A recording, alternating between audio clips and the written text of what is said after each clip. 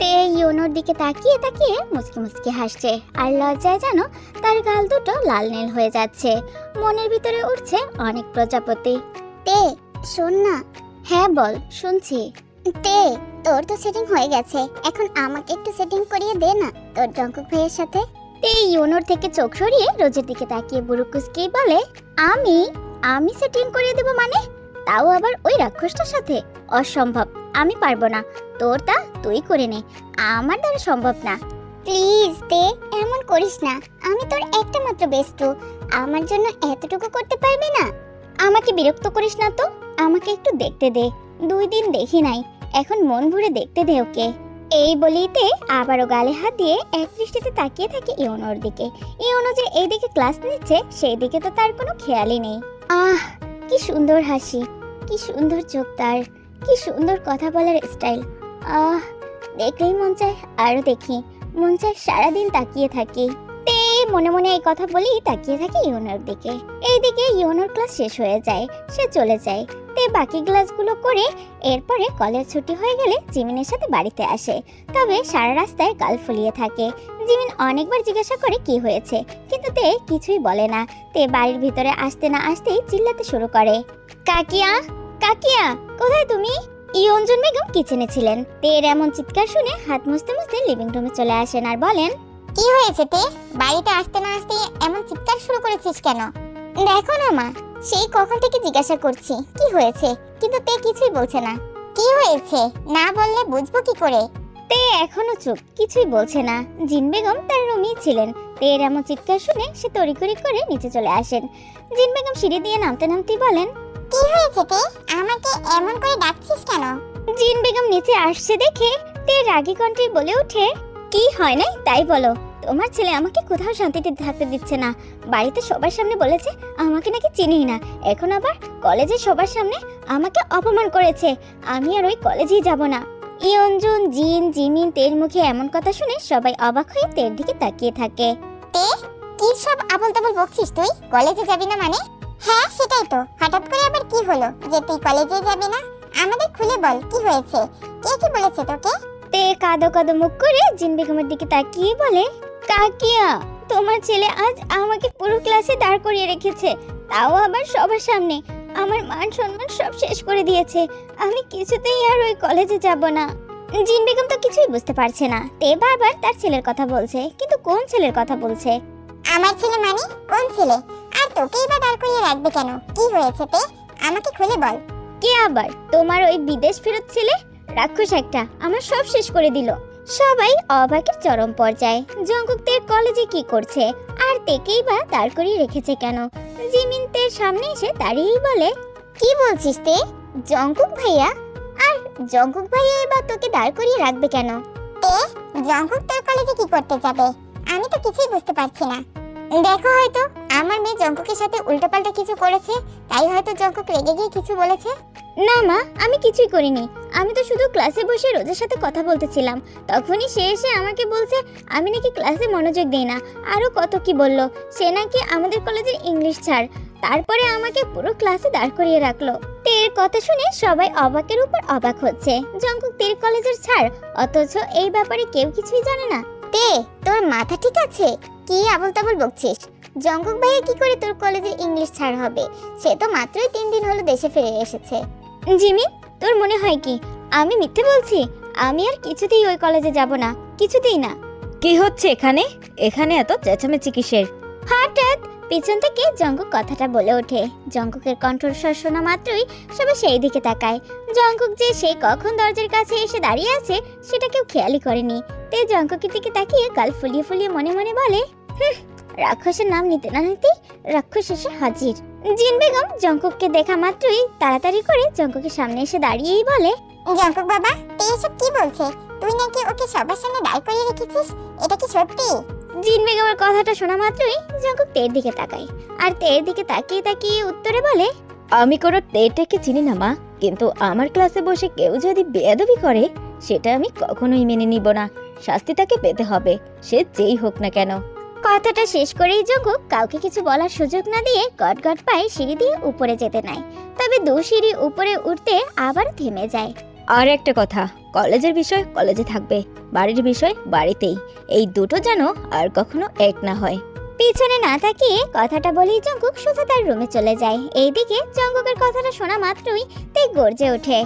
দেখলে তো কাকিয়া, তোমার ছেলে কি বলে গেল, একটুও নিজের দোষ স্বীকার করলো না, উল্টো আমাকে দোষী বানিয়ে চলে গেল।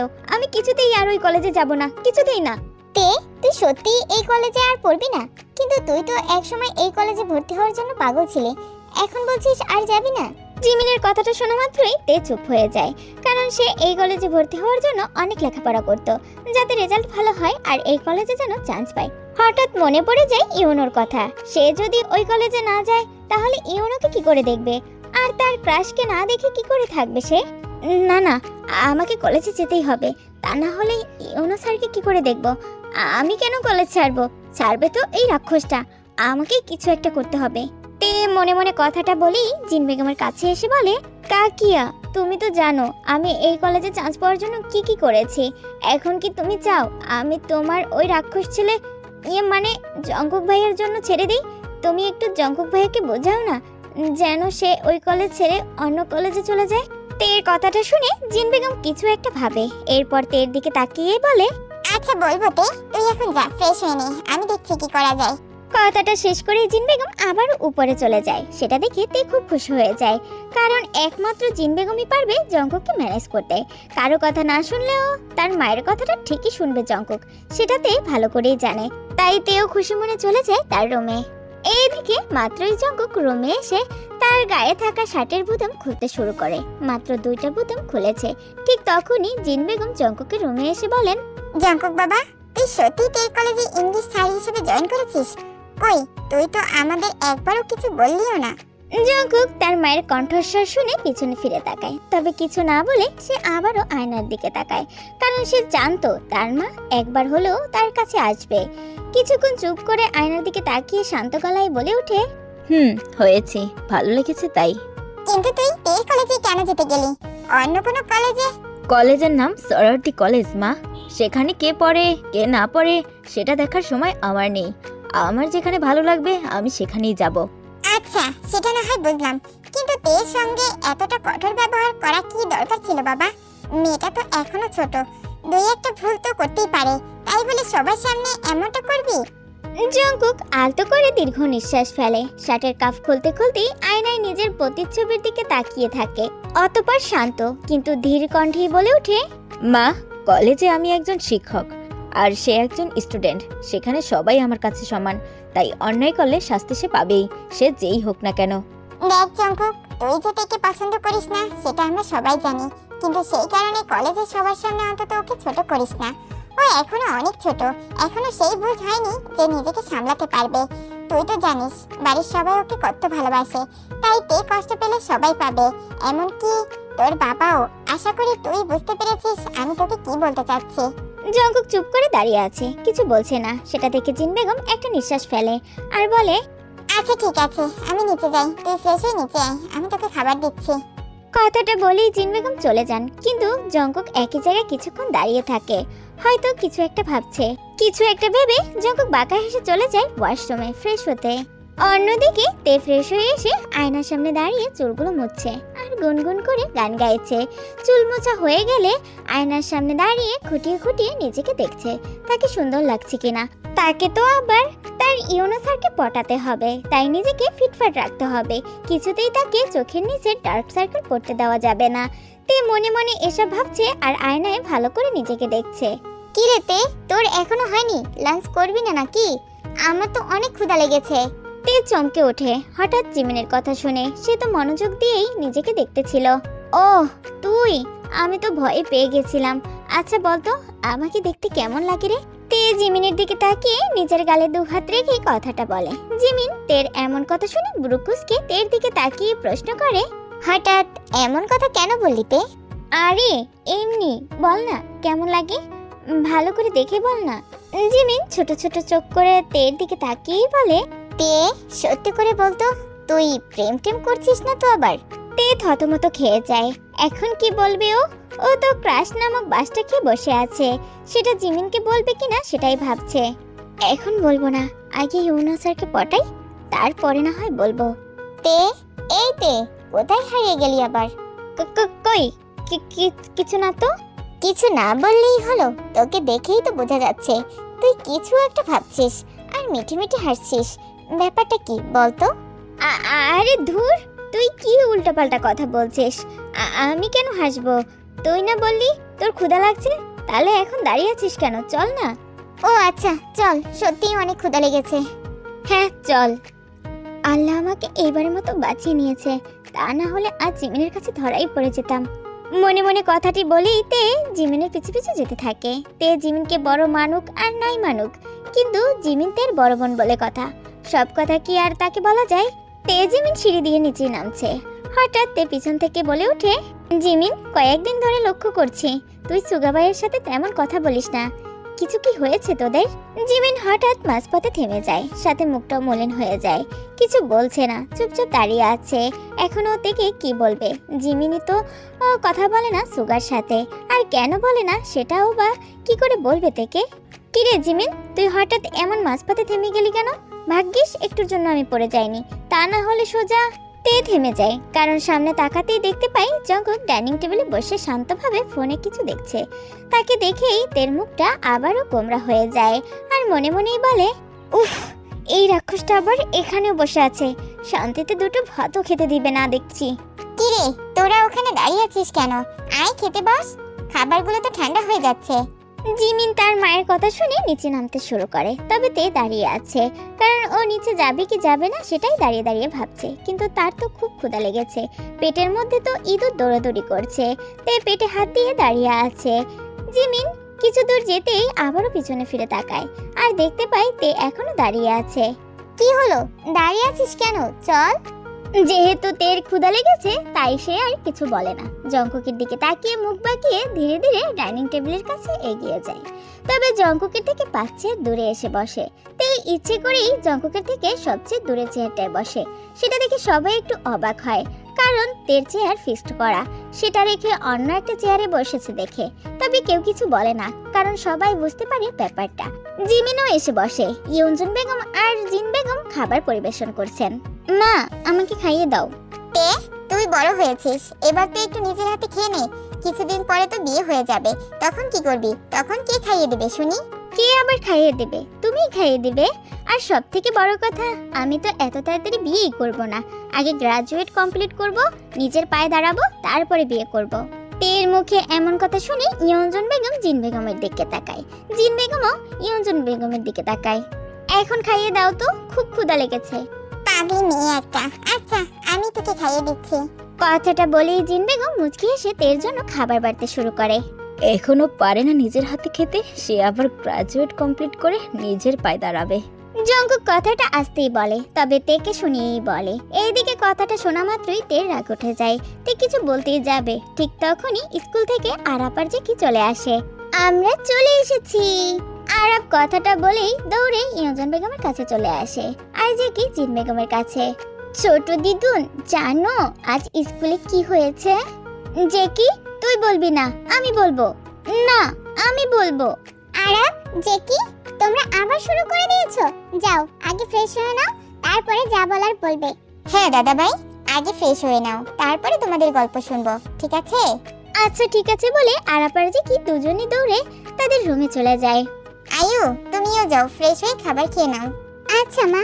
আয়ু রুমে চলে যায়। এরপরে জিন বেগম তাকে খাইয়ে দেওয়ার জন্য এগিয়ে যায়, তবে তে বারণ করে নিজের হাতে খাবে বলে, কিন্তু জিন বেগম শুনে না। তিনি বলেন, সন্তানরা সবসময় মায়েদের কাছে ছোটই হয়, সে যত করেই হোক না কেন। তুই এখনো আমাদের কাছে সেই ছোট্ট তে হয়েই আছিস। কে কি বললো তাতে মন খারাপ করতে হয় নাকি পাগলি? এই বলেই জিন বেগম নিজের হাতে তেকে খাবার খাওয়াতে শুরু করেন। শেষ পর্যন্ত তেও আর না করতে পারলো না, চুপচাপ জিন বেগমের হাতে খেতেই লাগলো। আর এইদিকে তে জঙ্কুকের দিকে তাকিয়ে খেতে খেতেই মনে মনে ভাবতে লাগলো, এই রাক্ষসটা তো এমনিতেই আমাকে দেখতে পারে না, তার কথায় মন খারাপ কইরা আমার কি লাভ? আমি কেন অন্যের জন্য নিজের মন খারাপ করব? বিকেল বেলা তে তার রুমে শুয়ে ফোন স্টক করতেছিল। হঠাৎ তার মনে পড়ে গেল গোলাপ ফুলের কথা। ইস, কবে যে ফুলটা ফুটবে, আর কবে যে আমি আমার মনের কথাগুলো বলবো। আচ্ছা যাই, একটুখানি দেখে আসি। এই বলিতে বিছানা থেকে নেমে সোজা হাঁটা শুরু করে তার ফুল গাছগুলো দেখার জন্য। বিশেষ করে তার ওই গোলাপ ফুলটা দেখার জন্যই আসে। সাদে আসতেইতে কোনো দিকে না তাকিয়ে সোজা গোলাপ ফুল গাছটার কাছে আসে। সেই গাছটার সামনে এসে হাঁটু মুড়ে বসলো। ডালপালার ফাঁকে ছোট্ট একটা কুড়ি দেখে তার মুখে আনন্দের হাসি ফুটে উঠলো। বাহ, অনেকটাই তো বড় হয়েছে, আর কয়েকদিনের মধ্যেই ফুলটা ফুটে যাবে। তে খুব যত্নে গাছের পাতায় হাত বুলিয়ে দিল আর মনে মনে বলল, তুই কিন্তু একটু তাড়াতাড়ি ফুটবি, ঠিক আছে? তোকে নিয়েই আমি ইউনু স্যারকে আমার মনের কথা বলবো। নিজের কথাতেই নিজেই লজ্জা পেয়ে যায়, তার গাল দুটো লাল হয়ে যায়। সে মুচকি হেসে আশেপাশে তাকালো, কেউ আবার তার এই অবস্থা দেখেছে কিনা। ঠিক তখনই তার পিছন থেকে একটা গম্ভীর কণ্ঠস্বর ভেসে এলো। ধুর, যেখানেই যাই সেখানে শুধু পেতনির ছায়া দেখতে পাই। হঠাৎ এমন কথা শুনে তে ভয়ে চমকে উঠে দাঁড়ালো আর পিছনের দিকে তাকাতেই দেখতে পাই জঙ্কক দোলনায় বসে আছে, হাতে তার বই। দেখে মনে হচ্ছে সে বই পড়তেছিল। পেতনিটা আসার আর সময় পেল না। জঙ্কুকের কথাটা শোনা মাত্রই যেন তের মাথায় রাগ উঠে যায়, কারণ সাদে ও ছাড়া আর কেউই নেই। তার মানে কি ও কি বলেছে? কি? আপনি আমাকে পেতনি বললেন? জঙ্কুক বই থেকে চোখ সরিয়ে তের দিকে তাকিয়ে শান্ত গলায় বলল, আমি কি কারো নাম নিয়েছি নাকি?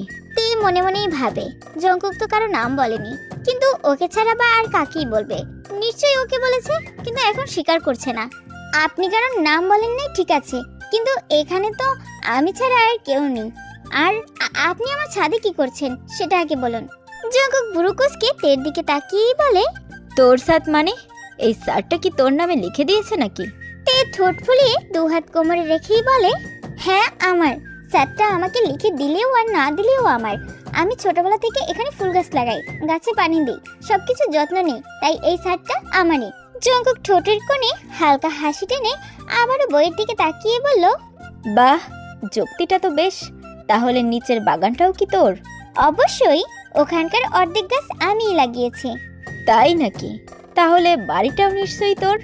জঙ্কুকের কথাটা শুনে তের বুড়ো আরো কুচকে ফেলে আর বলে, আশ্চর্য, বাড়িটা আমার হবে কেন? বাড়িটা সবার, কিন্তু ছাদটা শুধু আমার রাজ্য। জঙ্কুক এবার বইটা বন্ধ করে তের দিকে তাকিয়ে বলল, ও আচ্ছা, তাই? তাহলে এখানে আসার জন্য তোর কাছ থেকে আগে পারমিশন নিতে হবে নাকি? অবশ্যই নিতে হবে, যেহেতু এটা আমার রাজ্য।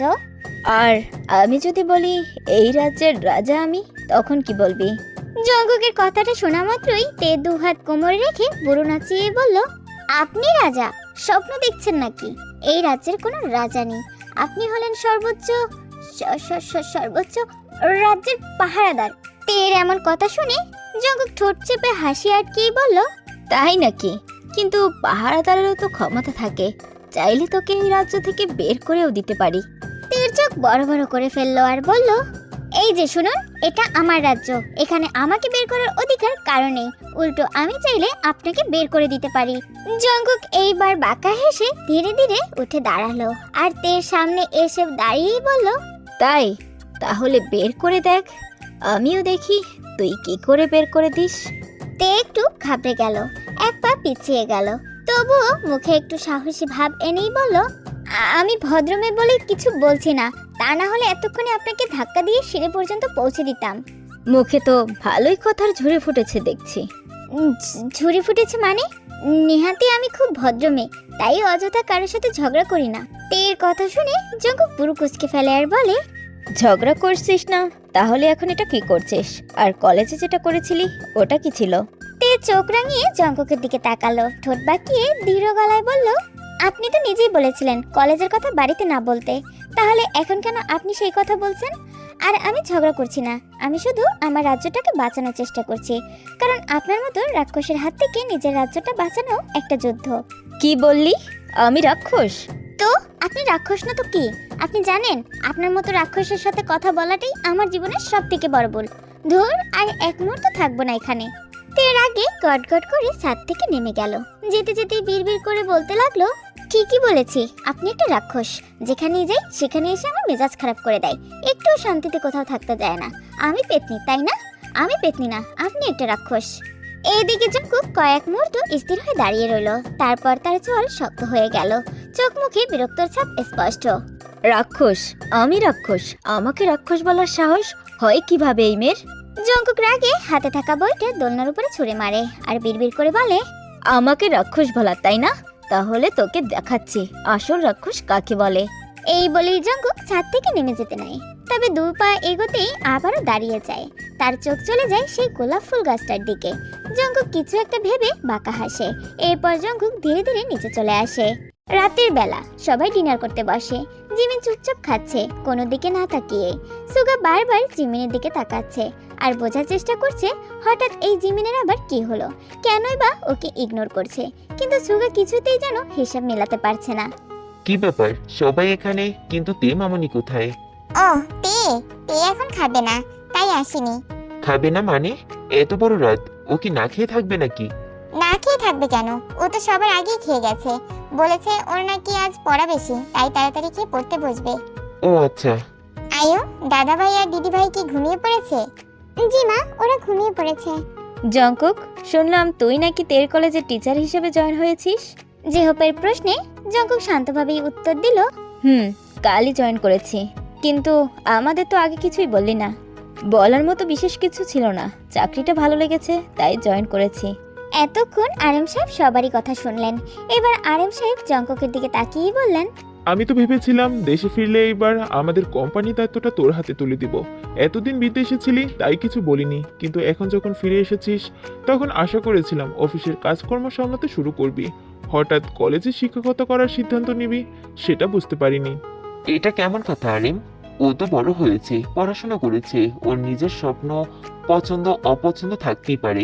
আগে ওকে নিজের মতো সিদ্ধান্ত নিতে দে। অফিসের দায়িত্ব তো পরেও যে কোনো সময় নিতে পারবে।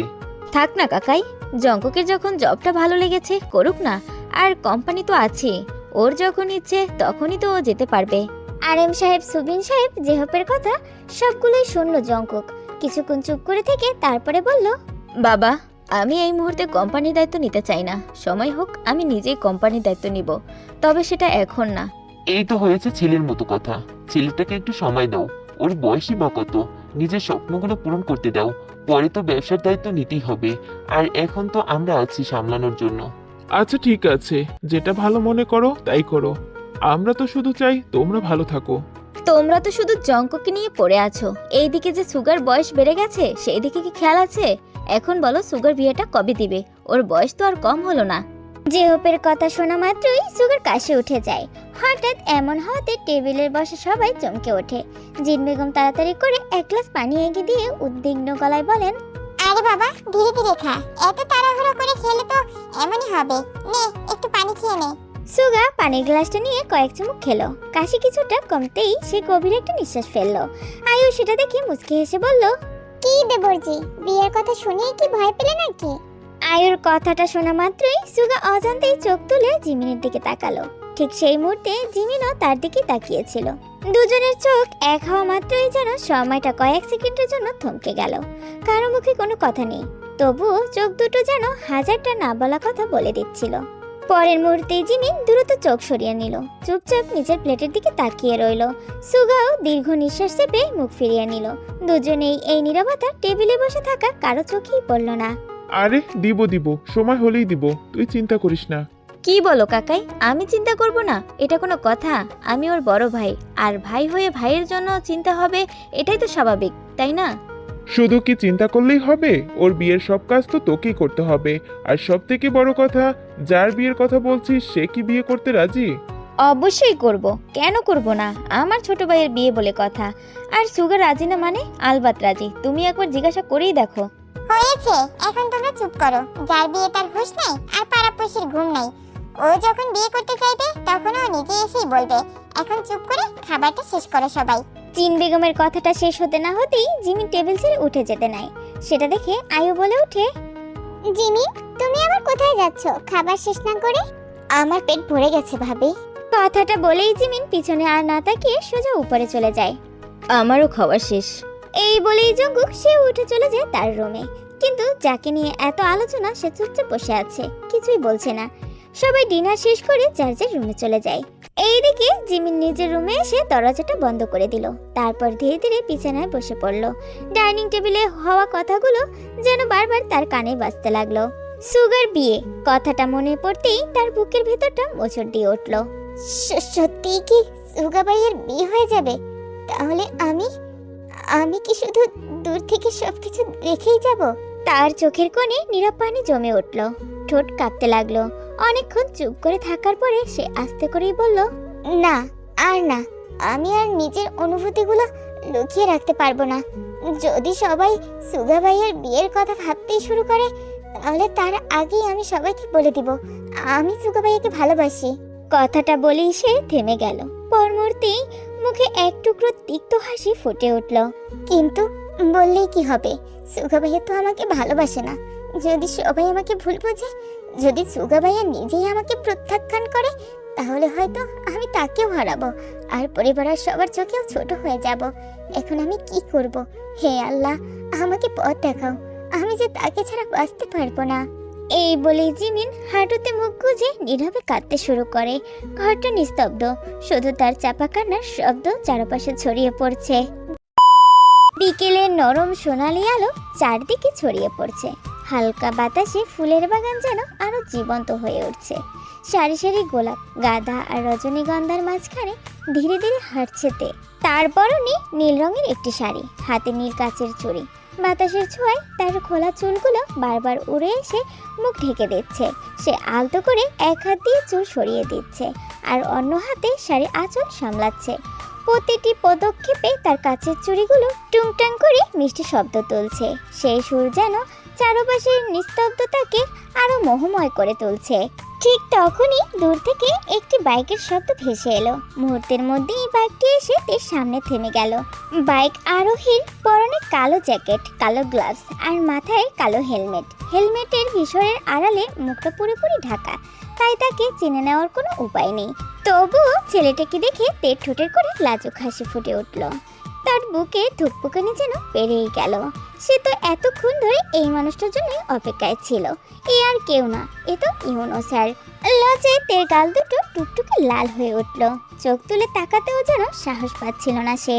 মনে মনে শুধু একটাই প্রশ্ন ঘুরপাক খাচ্ছিল, আজ কি ইউনো স্যার আমাকে তার মনের কথা বলবে?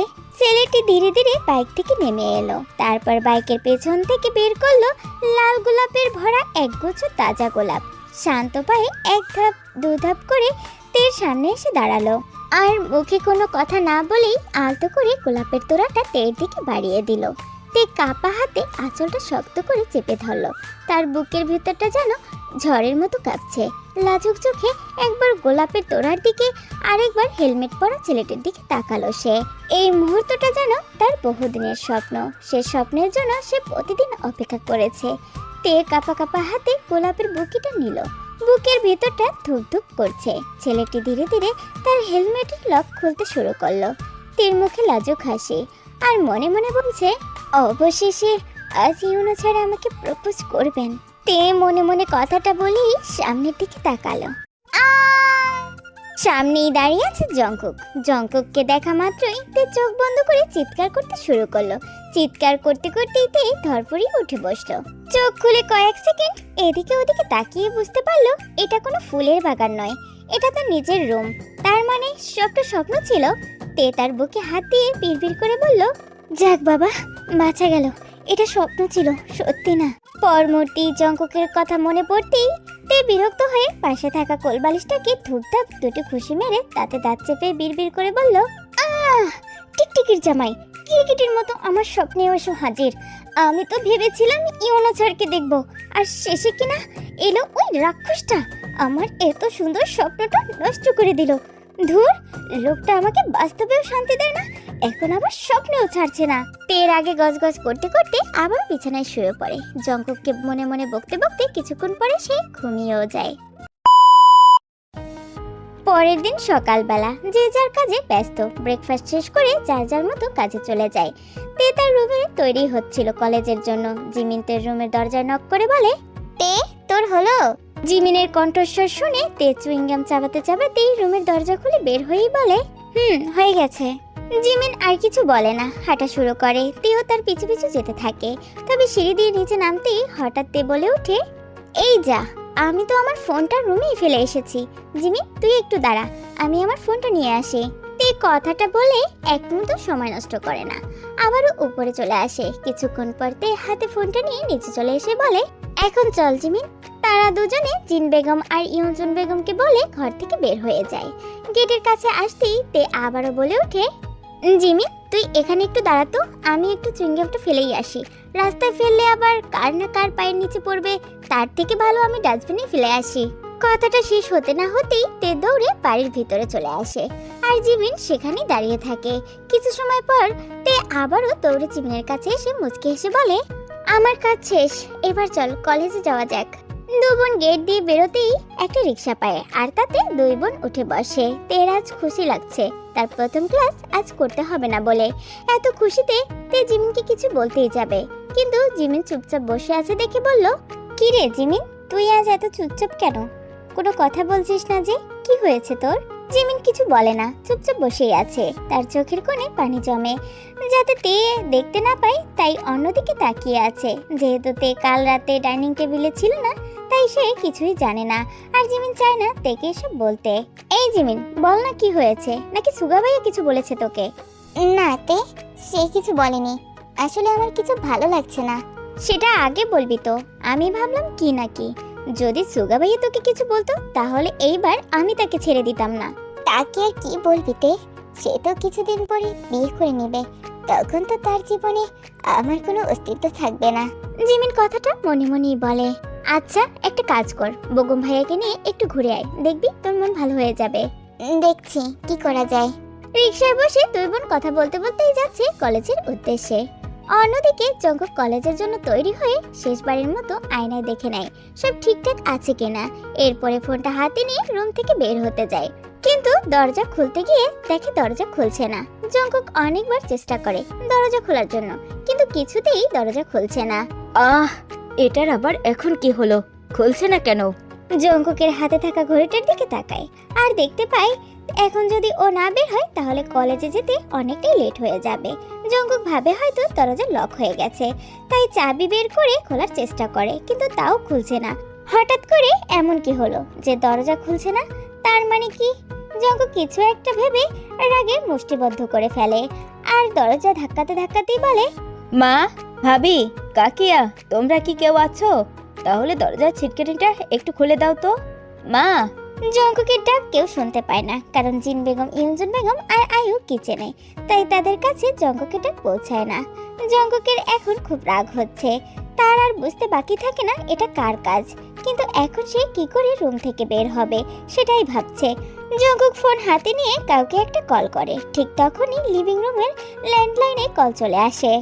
আয়ু দেখো তো এখন আবার কে কল দিল। যাচ্ছি মা। আয়ু কলটা রিসিভ করে আর বলে, আসসালামু আলাইকুম, কে বলছেন? হ্যালো, কে? ভাবি? আচ্ছা ভাবি, তুমি একটু উপরে আসো তো। কে? জঙ্কুক? ভাবি আমি। তুমি একটু তাড়াতাড়ি আমার রুমে আসো তো। পাগল ছেলে, এতটুকু বলতে তুমি ল্যান্ডলাইনে কল করেছো? একটা ডাক দিলেই তো হয়ে যেত। আয়ুর পুরো কথাটা না শুনে জঙ্কুক কলটা কেটে দেয়। আয়ু টেলিফোনটা রেখে তাড়াতাড়ি করে জঙ্কুকের রুমের সামনে চলে আসে আর দরজায় নক করেই বলে, জঙ্কুক দরজা খুলো, আমি এসেছি। আয়ুর কণ্ঠস্বর শুনে জঙ্কুক রুমের ভেতর থেকেই বলে উঠল, ভাবি, ভালো করে দেখো, বাহির থেকে লক করা।